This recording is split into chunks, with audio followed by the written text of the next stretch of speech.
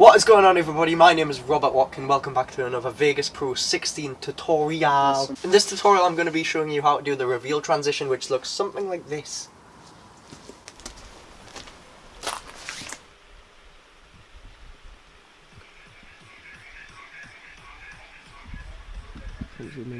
So we're hopping straight onto the computer here, guys. You would have just seen the transition, and you have to make sure that when you do this transition, this is the reveal transition, by the way, you have to make sure that when you do this transition, you record the shot correctly, because if you don't have the correct clips recorded, the effect isn't going to come out properly. So I'm going to be using the clip you have just seen here, of me talking, and this clip from when I was in Keswick. So I'm just going to drag them both onto the timeline, like so. Now, what I mean when I say you have to have the clip set up properly is you need someone to walk in front of the camera, or you need possibly something like a pool just to cover the entire frame vertically, and it swipes across the screen.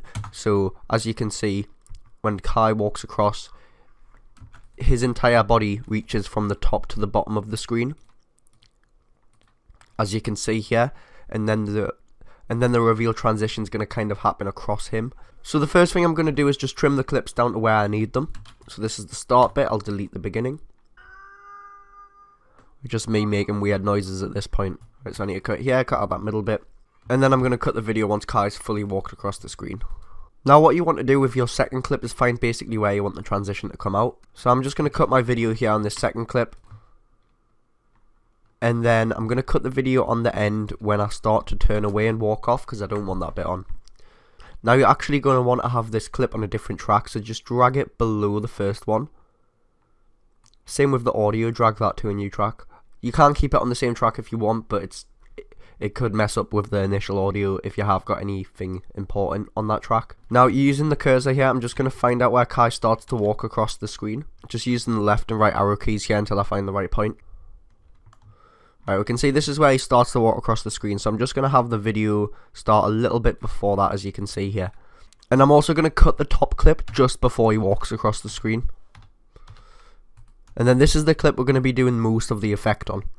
So you want to click on the event pan and crop here on that clip, which has the actual item which is panning across the screen. I'm going to make this full screen here just so it's a bit easier. And then you want to turn on the mask in the bottom left, like so. And then you want to move along until you see them start to walk across the screen. Now I'm actually going to go ahead until he's a bit on screen, so I'm going to say here, you can see that there's a little bit behind him here that we can't see, so I'm going to make a mask of that. To do that you want to click add keyframe, or create keyframe, making sure it's on the mask section of that timeline. Then you want to click on this anchor creation tool down here, and you want to just kind of go along the outline of whatever it is that's panning across the screen. So in my case this is Kai that's panning across the screen.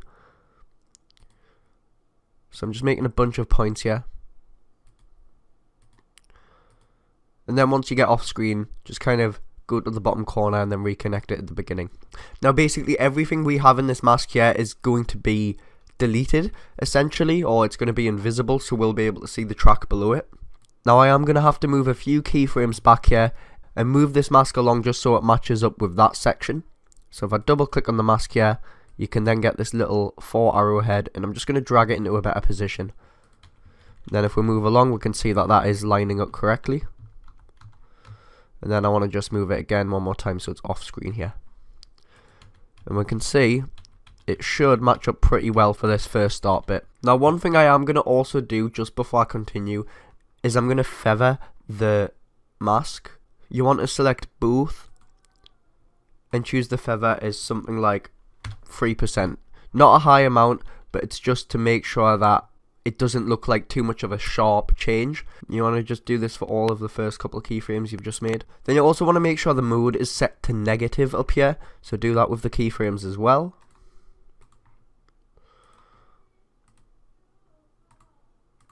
And then just before the first keyframe, you want to create a new keyframe here and just delete it. This just ensures that the mask only starts to appear when the object starts passing in front of the screen. I'm just going to move this across for now. I just want to have a quick look at the beginning and see if it has started to work. Which, yeah, you can see down here, it is starting to work perfectly fine. Now essentially guys, all you're going to want to do is continue throughout the video or the clip you have and just creating a few different masks as you go along, moving the ones you possibly already have, which will probably be the case for most of the shots, or for most of the keyframes should I say. But then some keyframes you will have to possibly make another mask or just add more points to your original mask. It looks like I can just kind of move it ahead a little bit here, but then the majority is going to have to be changed, because of course you can now see, it looks like I can just kind of move it ahead a little bit here, but then the majority is going to have to be changed, because of course you can now see quite a lot of the background at the top of the screen. So I'm just going to roughly get these points in place for now, and then I'll add a few more points in. So that's pretty much a straight line, so that's quite easy to mask there. And then I think I'm going to want to add a point here. To add a point, you just click on the anchor tool and click on the line, and then it'll create a new point like so. Right, so I'm actually editing this video now, and I just decided to speed up this clip instead of showing the entire process of me going through it, because it was quite a while. Now pretty much what you want to do guys is just move forward a few keyframes each time and just create some more points and mask the changes each time. So you want to have everything that's behind the object in the mask. Also, the smaller gap between each keyframe, the more accurate the mask is going to be in the final effect. If you have a larger gap between each keyframe, it will be a bit quicker to edit, but it's also going to be less accurate in the end. You can see towards the top of the screen I actually accidentally kept that black triangular bit in. I do end up going back and fixing this slightly later in the video, which you will see. But yeah, as you can see, this process is a bit fiddly. It can take a little while. The more you do it, of course, the quicker it'll get. And of course, if the object is something a bit easier, such as a pool, then it will be a bit easier to mask.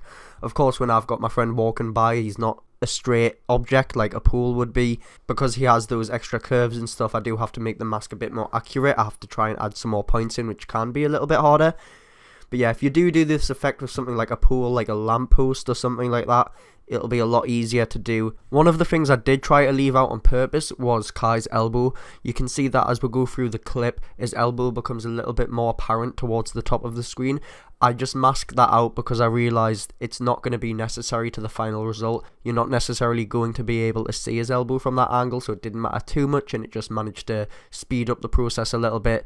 I'm mainly just saying this because it shows that you don't have to include everything perfectly in the mask. Some stuff you can leave out and it'll still look okay, which you will see in the end. It looks perfectly fine without his elbow being in the shot.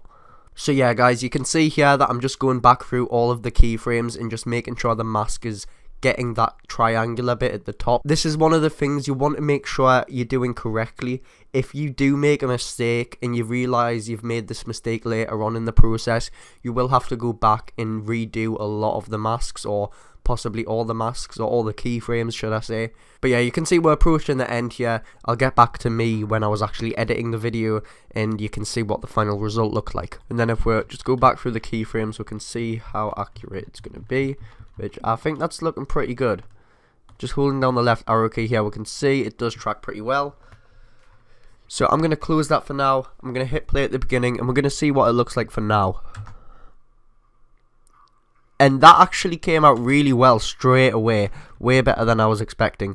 Now if I go through quite slow, you can see that maybe I think towards the end, there's a little bit here where you can see something else which is possibly behind Kai. But for the majority, that came out fine. I would recommend, if it isn't looking right straight away, try changing the feather settings and then just making sure your mask is accurate. So once again, we'll have a quick play of this. And that's how you do the reveal transition, guys. So I hope you did find this helpful. If you did find it helpful, then be sure to leave a like on the video. Also subscribe to my channel. It does help a lot. And you'll get to see more tutorials on Vegas Pro 16. But yeah, that's it. So thanks for watching, guys. I'll see you next time. Bye.